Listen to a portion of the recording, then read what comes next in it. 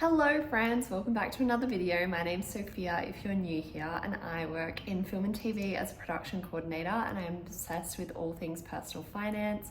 I absolutely love budgeting, investing, saving, and tracking all of my expenses, and I love financial transparency, so that's why I love to make videos like this about the methods that I use for saving and investing and what I do with my money as a freelancer, as I do have a variable income, so it is a bit tricky to, manage finances when you have a variable income. So yeah, today I want to make a video about what I spent in 2024, everything, across the year, what I spent, and the total amount of expenses that I had for the year, because I think it's quite wild to look back and see those figures over a whole year, and it really helps to inform the year ahead and plan for 2025 when I know, what my expenses were like in 2024, because some of the categories are pretty insane. So anyway, let's get into it. Okay, so first things first, I am not a financial advisor. This is just my own spending and habits and what I like to do with my money. So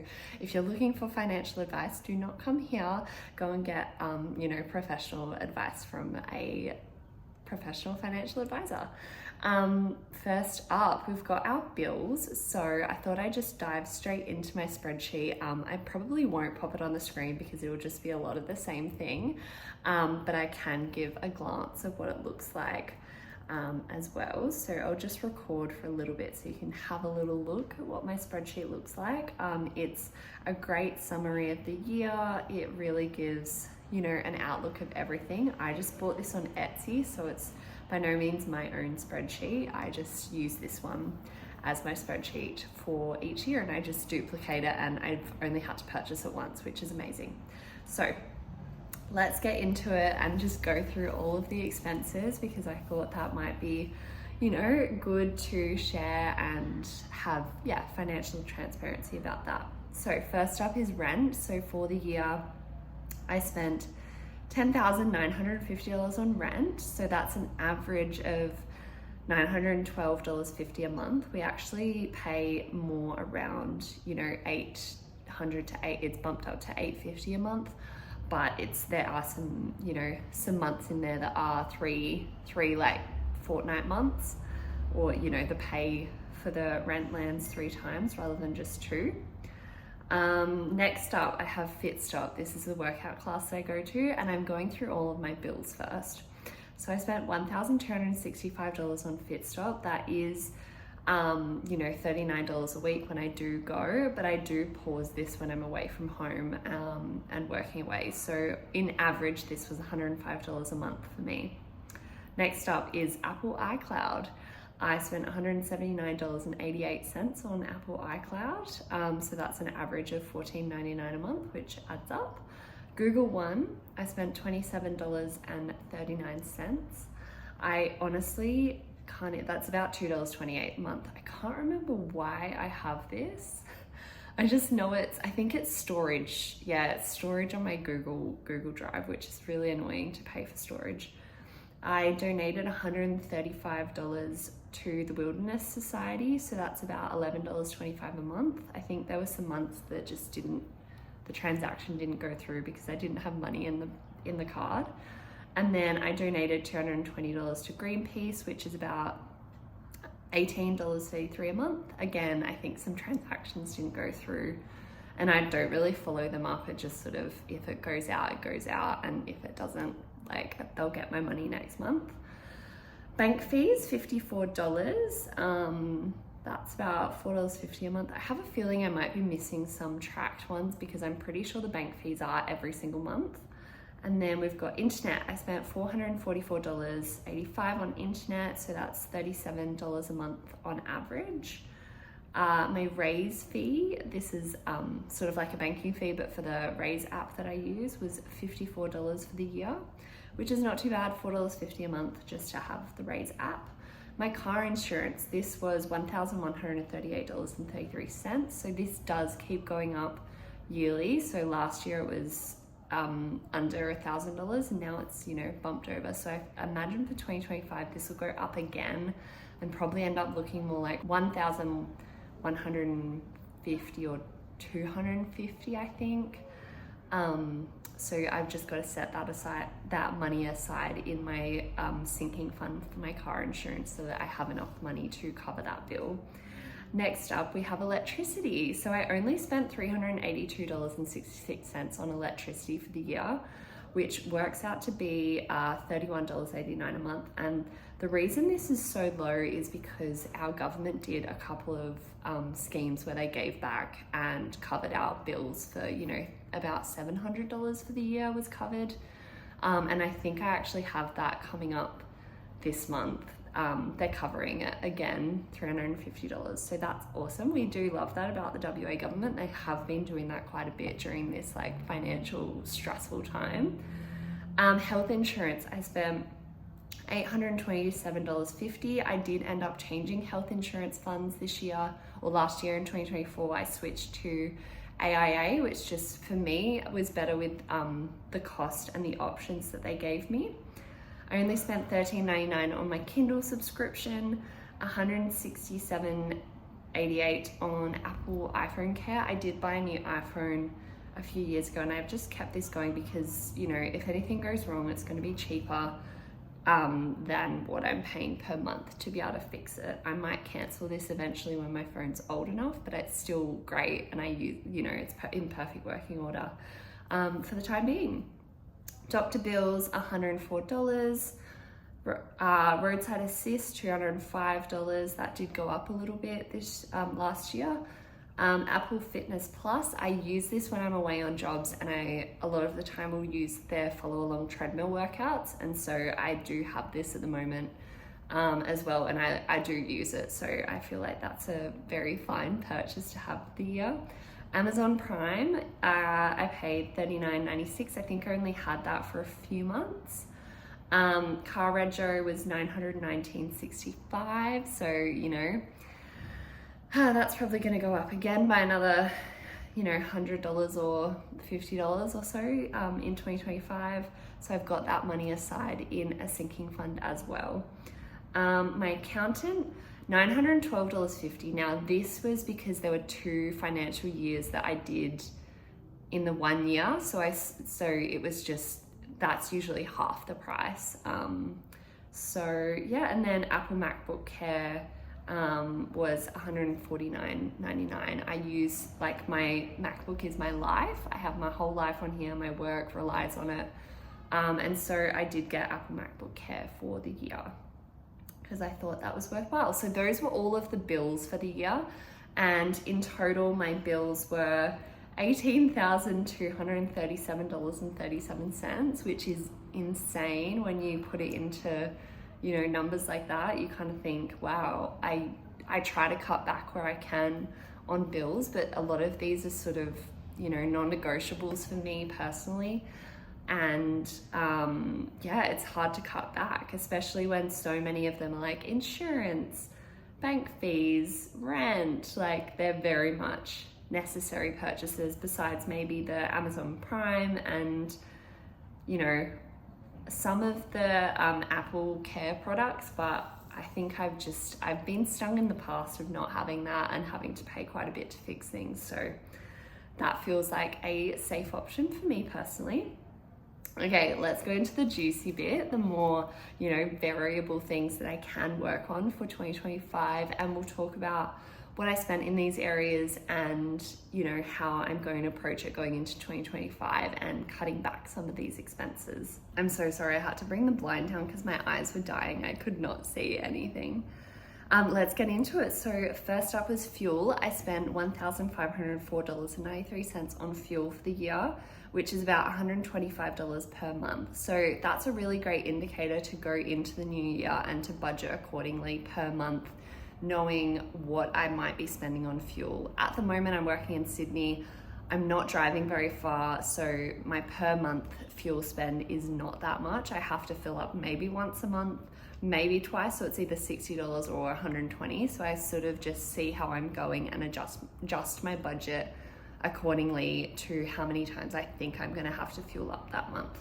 Next up is groceries. So this is $5,122.93.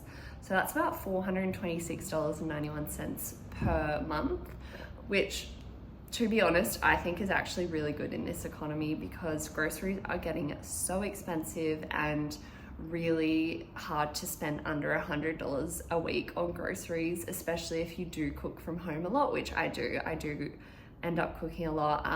Household items. So this category is sort of things that I just need for the house that aren't really, fun shopping things. So I spent $138.25 on household items. Restaurants and cafes, I do love to go and eat out, and me and my boyfriend do go to quite nice restaurants sometimes, and really enjoy trying new food, trying new places. So I spent, this is my portion, $2,352.42 on eating out, which is about $196.04 per month, so $200 a month, which honestly checks out. I feel like we go to one nice meal a month, and then I buy, something once a week if I really feel like eating out or doing something nice, which I think is honestly not too absurd. You've got to enjoy life and spend money on things that make you happy, and eating out and having good food makes me happy. So I'm pretty okay with that. Coffee, I spent $252.94 on coffee. For me, this is great. I do sort of conflate coffee and restaurants and eating out. If I've bought like a meal and a coffee, I don't split that up in this budget. This is just if I go out and get only a coffee, I'll add it into this budget line. Shopping. Okay, this is the one that I could improve on, even though I don't feel like I buy lots of clothes or anything like that, but when you see it in numbers at the end of the year, it honestly adds up, and it becomes quite intimidating to see this number and think what else you could have done with this. But I spent $1,471.56 on shopping. So that's about $122 a month. I think I could do better in 2025, but a part of me is, I'm nearing my later 20s, and I do want to change a bit of my wardrobe, because I do keep clothes quite a long time, and I, reuse clothes all the time. So I think I might go through my wardrobe when I get back to Perth and donate a bunch of things and refresh my wardrobe. So who knows what this is going to mean in 2025, but I do want to keep it, under $1,500, because that is absurd. I could probably just buy more secondhand clothes, because I definitely don't do that enough. But we will see. Personal care, so this is things like getting a haircut, getting my eyebrows waxed, things that I consider personal care, even if this is sort of personal care products. I spent $576.08 on personal care. Naked Harvest, this is the protein powder that I use, and they have a lot of other sort of supplements that I love, and I use them literally daily. So this is my breakfast, and all of the other supplements that I use. They have creatine, collagen. They did have this amazing coffee that I was obsessed with, but they've discontinued it, which makes me so sad. But overall, I spent $1,182.50 on Naked Harvest. Thank gosh they had introduced a rewards program, because now I'm at the top tier already, which means that you get money off when you earn points, and then you get $30 off a shop. So it's actually quite worthwhile to be part of that reward system for me, because I do spend a lot of money at Naked Harvest. But we love Naked Harvest. Next up, bike bar or Pilates. So I've sort of conflated these two together, because these are workout things that I don't necessarily always buy. They're just if I feel like adding it to my workout routine. I absolutely love bike bar. They're a cycle class in Perth, and they are amazing. It's so much fun. It's like a dance party.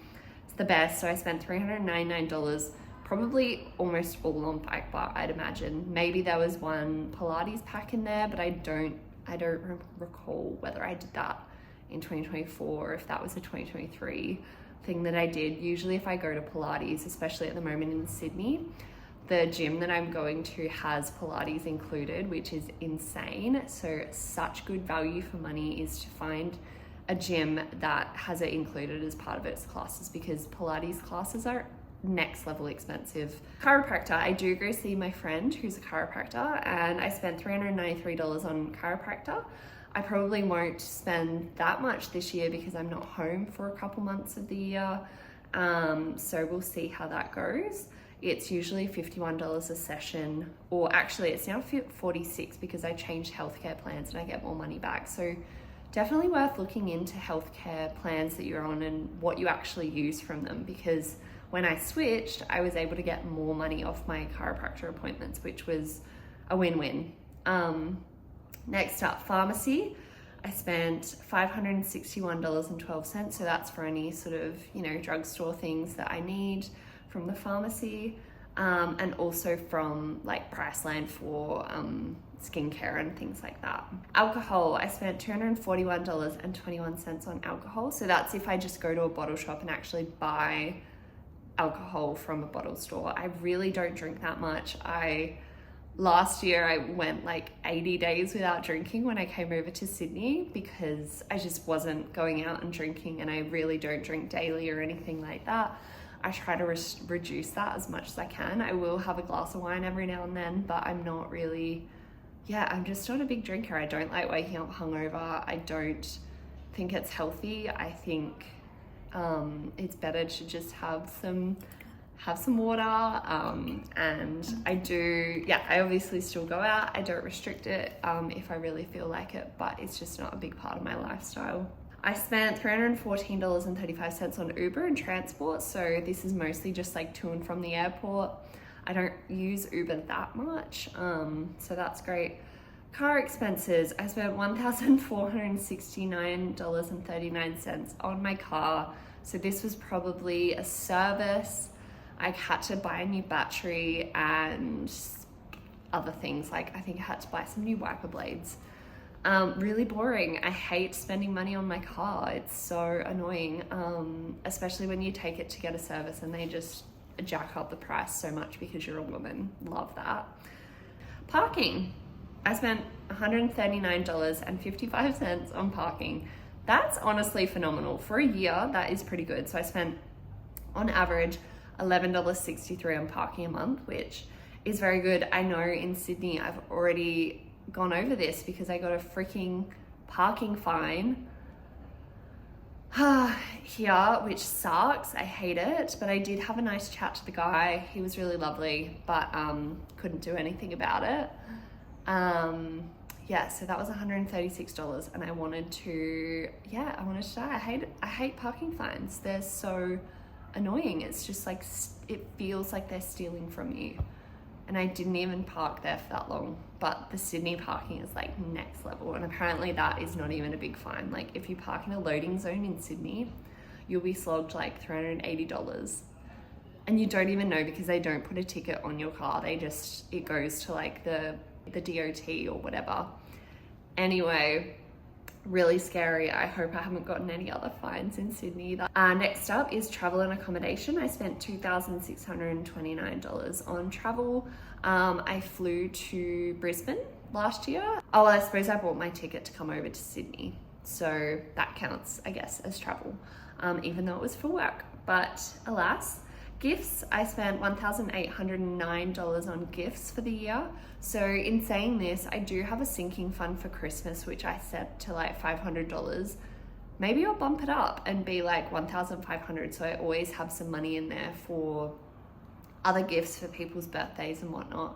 But I end up, a lot of the time I will just pull from the gifts sinking fund and then put money back in when I get paid next and keep it topped up. So we'll see. Books, I spent $57.82 on books. I do love reading and I use my Kindle, so a lot of the time the books are on sale on Amazon, so I don't actually have to spend that much on a book every time I buy one. And my goal this year is to just I would love to read 20 books, but with the work I do and working 60-hour weeks, it's just hard to have time to read.